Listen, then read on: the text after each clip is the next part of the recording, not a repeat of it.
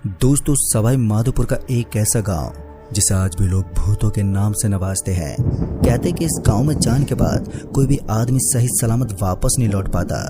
आखिर इस गांव की क्या सच्चाई है? क्या सच में इस गांव के अंदर ऐसी कोई माया रहती है जिसकी वजह से ये गांव पूरी तरीके से बर्बाद है, या फिर इस गांव के पीछे की कुछ और ही सच्चाई बयां करती है? तो आइए जानते इस गांव से जुड़ी हुई एक ऐसी बेहद ही डरावनी कहानी जिसे सुनकर बड़े बड़े लोगों की रूह कांप जाती है। नमस्कार दोस्तों, मेरा नाम सतीश है और मैं एक कचरा चुगने वाला कर्मचारी हूँ। काफी समय से मैं सवाई माधोपुर के इलाके में काम करता था। वहां पर हमारी गाड़ी कचरे को उठाकर दूसरी जगह पर डिलीवर करने का काम करती थी। हमें कभी कभी तो रात में भी इस काम को अंजाम देना पड़ता था।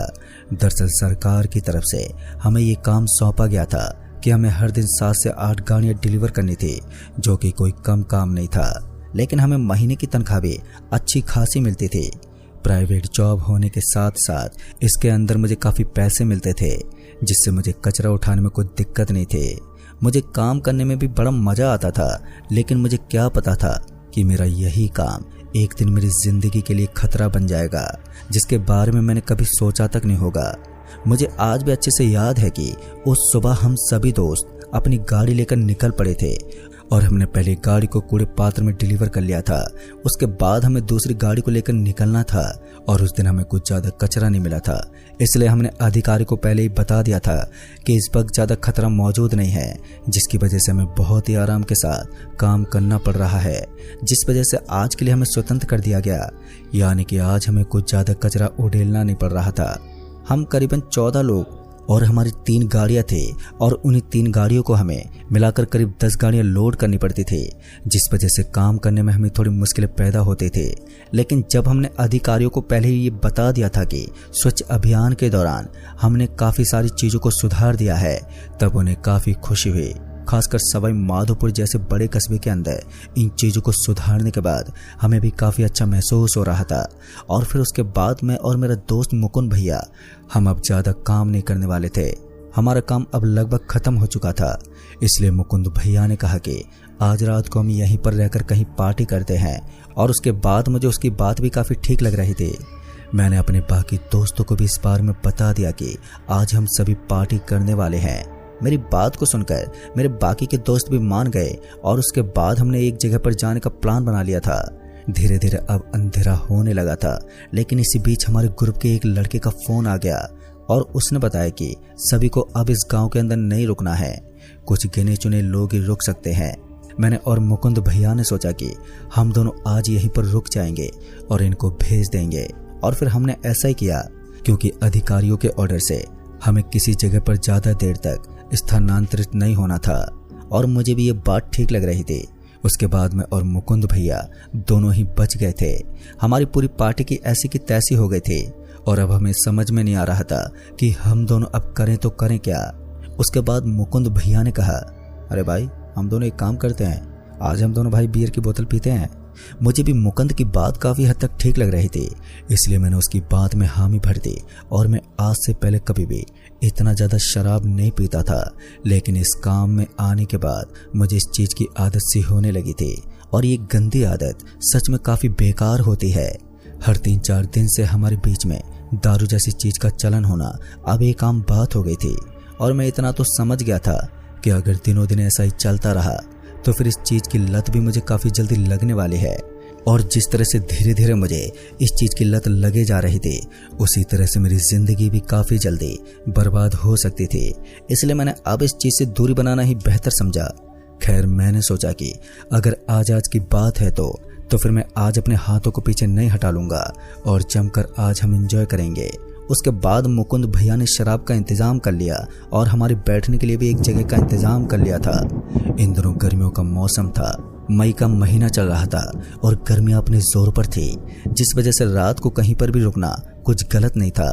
वैसे भी गर्मियों में रात में ही भटकने का मज़ा आता है, जिस वजह से मैं और मुकुंद भैया सवाई माधोपुर के छोटे से कस्बे में इधर उधर घूमते जा रहे थे। फिर कुछ देर तक तो हम दोनों उस इलाके के खाली पड़े कस्बे में इधर उधर घूमने लगे, मगर उसके बाद हमने सोचा कि अब हम कुछ देर के लिए कहीं पर भी बैठ सकते हैं। वैसे भी यहाँ पर काफ़ी खाली इलाके मौजूद थे और जहाँ पर रुकना हमारे लिए कोई बड़ी बात नहीं थी। और ऊपर से यहाँ पर बैठने और रुकने पर कोई कुछ बोलने वाला भी नहीं था। हमने सोचा कि चलो हम थोड़ी देर के लिए यहीं पर आराम कर लेते हैं और फिर उसके बाद मैं अपने मुकुंद भैया को लेकर उसी इलाके में एक जगह पर बैठ गया और वहां पर एंजॉय करने लगे। अब हम दोनों के बीच में नॉर्मल बातें हो रही थी। तभी मुकुंद भैया ने कहा, देखो ना सवाई माधोपुर का इलाका कितना खामोश है और कितना सुंदर भी है। उनकी बात सुनकर मुझे काफ़ी अच्छा लगा, लेकिन दूसरे पल हमें ऐसा लगा जैसे कोई यहाँ से निकल गया हो और उसके घुंघरू की आवाज़ हमें सुनाई दी हो। तभी मुकुंद भैया ने कहा, अरे कौन है यहाँ पर, कोई लेडीज है क्या यहाँ पर? इतना कहने के बाद वो शांत हो गए, लेकिन फिर एक बार मुझे इस ठंडी सी आवाज़ का एहसास हुआ और इस आवाज़ को सुनकर एक बार के लिए मेरे कान खड़े हो गए। मुझे तो समझ में नहीं आ रहा था कि आखिर ये चल क्या रहा है। उसके बाद मैंने अपने दोस्त मुकुंद को समझाते हुए कहा, अरे भाई ऐसा कुछ नहीं है, लगता है कि कहीं दूर से आवाज़ आ रही है और हमें ऐसा लग रहा है जैसे कि आवाज़ हमारे करीब से आ रही है, लेकिन ऐसा कुछ भी नहीं है यहाँ पर। इतना कहने के बाद मैंने मुकुंद भैया को काफ़ी हद तक शांत कर दिया था, लेकिन वो समझने को तैयार ही नहीं थे। वो तुरंत ही अपनी जगह से खड़े हो गए और अब तक शराब उनके दिमाग तक पहुंच गई थी और उन्हें नशा होने लगा था। अब तक मैंने कुछ ज़्यादा शराब भी नहीं पी थी, जिसकी वजह से मेरे दिमाग पर भी इतना ज़्यादा असर नहीं हुआ था और जिस वजह से मैं अपने आप को काफ़ी हद तक संभाल पा रहा था। उसके कुछ देर के बाद मुकुंद भैया खड़े हुए और वहां से उठते हुए इधर उधर घूमने लगे, लेकिन उसे वहां चारों तरफ कुछ भी नजर नहीं आ रहा था। एक पल के खातिर तो मेरा भी दिमाग सरक गया था। मुझे समझ में नहीं आया कि वो किस चीज़ को ढूंढने की कोशिश कर रहा है और कुछ देर तक तो वो इधर उधर इस चीज़ को ढूंढता रहा, लेकिन उसके बाद वो खामोश हो गया। मैं समझ गया था कि शायद अब उसे जो चीज़ ढूंढनी थी वो उसने ढूंढ ली थी या फिर उसे कोई नज़र नहीं आया होगा। यही सोचकर मैं वापस से बैठ गया और इतने में ही मुझे मुकुंद के जोर से चिल्लाने की आवाज़ आई और उसकी इस आवाज़ को सुनकर मेरे भी रोंगटे खड़े हो गए। एक बार के लिए जब मैंने उसकी तरफ पलटते देखा तो मैंने पाया कि अब वो बहुत ही ज़्यादा घबराया हुआ था और उसका शरीर थर-थर कांप रहा था। मुझे समझ में नहीं आ रहा था कि इस वक्त उसके साथ ऐसा क्या हुआ है कि वो इतनी बुरी तरह घबराया हुआ था। उसके शरीर के अंदर बहुत ही ज़्यादा कंपन हो रहा था।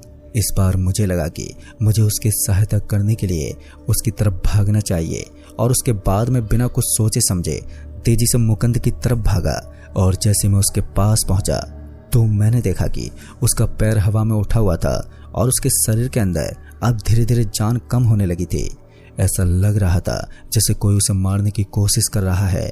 जब मुझे कोई और रास्ता नजर नहीं आया तो मैंने अपने दोस्त को एक बहुत ही जोर का धक्का मार दिया और धक्का मारने की वजह से पीछे की तरफ धड़ाम से गिर पड़ा और उसके धड़ाम से नीचे गिरते ही उसकी सांस अब फिर से ठीक से चलने लगी और साथ ही उसके जिस्म के अंदर अब वापस से जान आने लगी थी।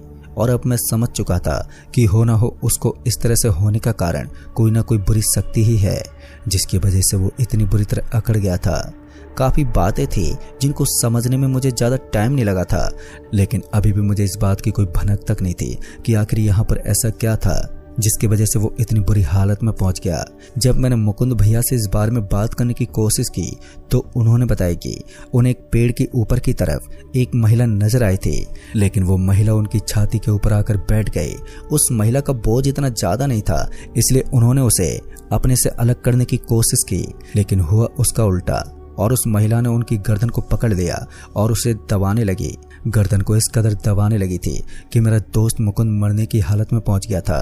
उसके बाद उसने मेरा शुक्रिया अदा करते हुए बताया कि अगर मैं कुछ और देरी कर देता तो अब तक उसकी मौत हो चुकी होती। उसकी इस बात ने मुझे काफ़ी हद तक डरा दिया था, क्योंकि अब तो मैं समझ गया था कि यहाँ पर कुछ तो बहुत ही ज़्यादा गड़बड़ है, जिसको समझ पाना मेरे बस के बाहर है। पता नहीं क्यों, लेकिन अब मैं भी समझ गया था कि अब ज़्यादा देर तक यहाँ पर रुकना हमारे लिए कुछ ठीक नहीं है। और मेरे इतना समझने के बाद अब मैं तैयार हो चुका था कि मुझे किसी भी हालत में यहाँ से अपने दोस्त को निकाल कर लेकर जाना होगा। मैंने अपने दोस्त से कहा, भाई अब हमें यहाँ से चलना चाहिए, हमारा 1 मिनट भी यहाँ पर रुकना ठीक नहीं होगा।